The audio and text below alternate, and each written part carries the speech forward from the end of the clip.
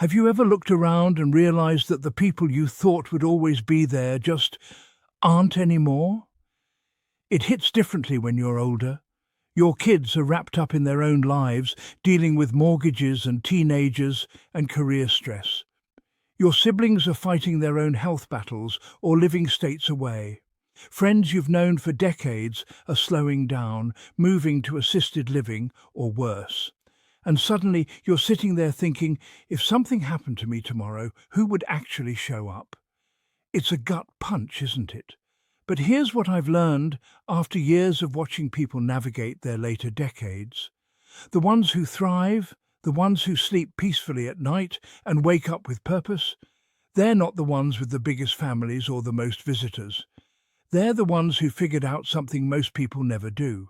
They built a life that doesn't crumble when other people disappoint them. I'm not talking about becoming a hermit or giving up on relationships. I'm talking about creating such a solid foundation for yourself that you can enjoy people when they're around, but you're not devastated when they're not.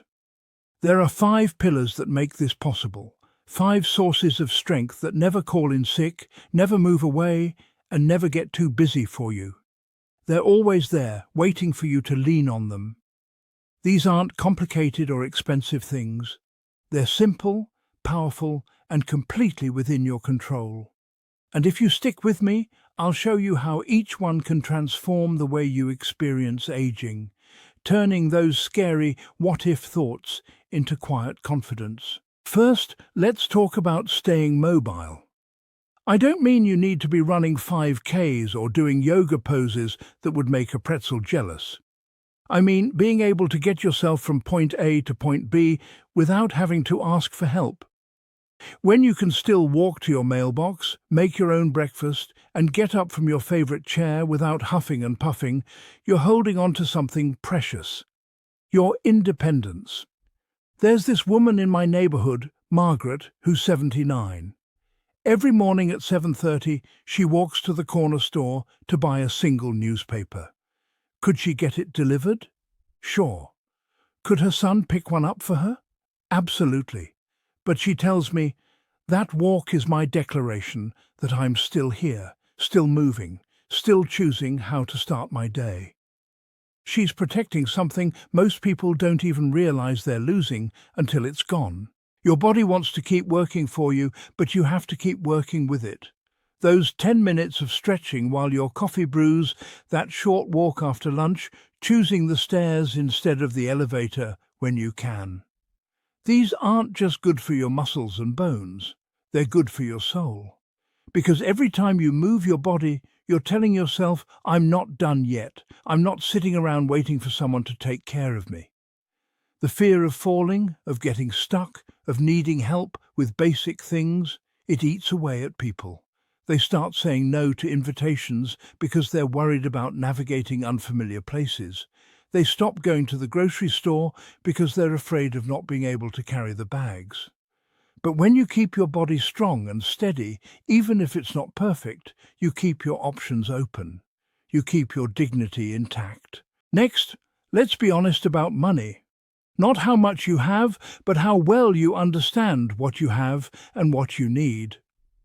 Financial peace isn't about being rich. It's about being clear.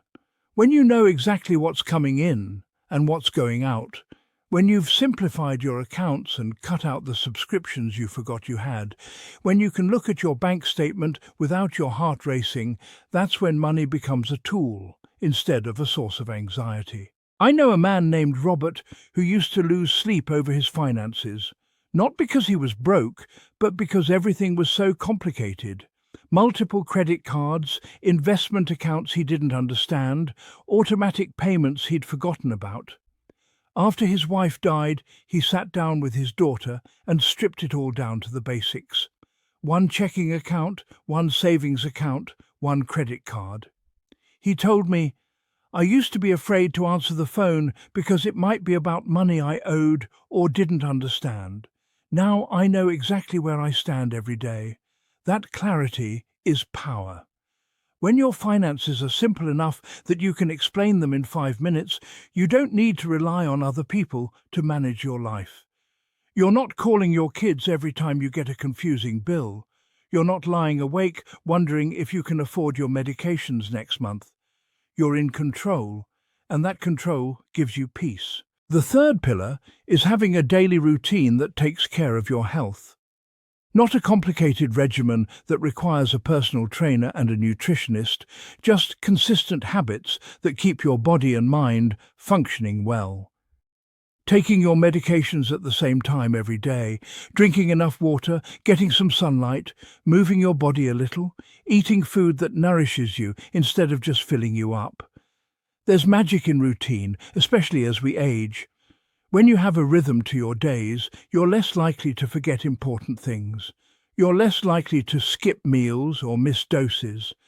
Your body knows what to expect, and that predictability reduces stress. But more than that, routine gives you a sense of purpose. Every morning when you get up and go through your usual steps, you're participating in your own care. You're showing up for yourself. I think about my neighbour Frank, who's 82. Every single day he makes his bed, takes his vitamins with a full glass of water, reads for 30 minutes, and tends to his tomato plants. Bad weather, good weather, doesn't matter. He says, "These little things, they add up to something big. They add up to me being able to count on myself." And he's right.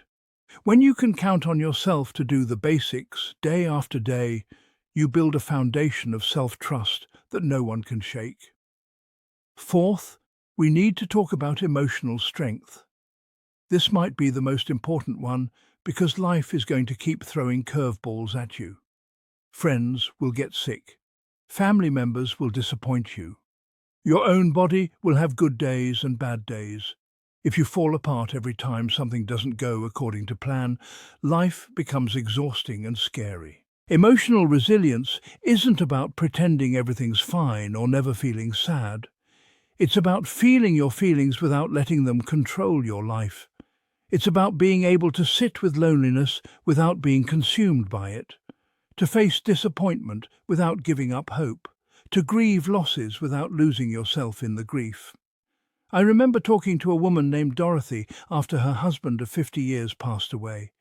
I expected her to be completely devastated, and she was grieving, of course. But she said something that stuck with me. "I cry when I need to cry, and I laugh when something strikes me funny. I miss him every day, but I don't wait for the missing to stop before I live." That's emotional resilience. Not the absence of pain, but the ability to carry it without being crushed by it.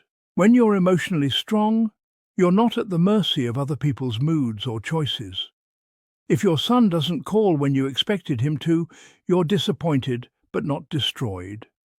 If plans fall through, you adjust instead of catastrophizing. You become your own emotional support system, and that's incredibly freeing. Finally, you need to know who you are and what you stand for. This is about having your own set of values, your own code of conduct that guides your decisions regardless of what anyone else thinks. When you're clear about what matters to you, when you have principles that you live by, you don't get knocked off course every time the wind changes direction. Maybe your values are simple. Be honest, be kind. Don't waste food, keep your promises, help when you can. Whatever they are, when you live by them consistently, you build an internal compass that always points toward your true north. You stop needing other people to tell you what's right or what you should do. You already know. I think about my friend Eleanor, who's 76. She has 3 rules she lives by. Tell the truth even when it's hard. Don't speak badly about people who aren't there to defend themselves, and always return borrowed things in better condition than you found them. Simple, right? But those rules guide every decision she makes. She doesn't second-guess herself because she knows what kind of person she wants to be. When you have a clear set of values, you age with dignity. You don't compromise yourself to please other people. You don't lose your identity when your roles change. You remain essentially you, regardless of circumstances. And that consistency becomes a source of strength that no one can take away from you. Here's the truth about getting older.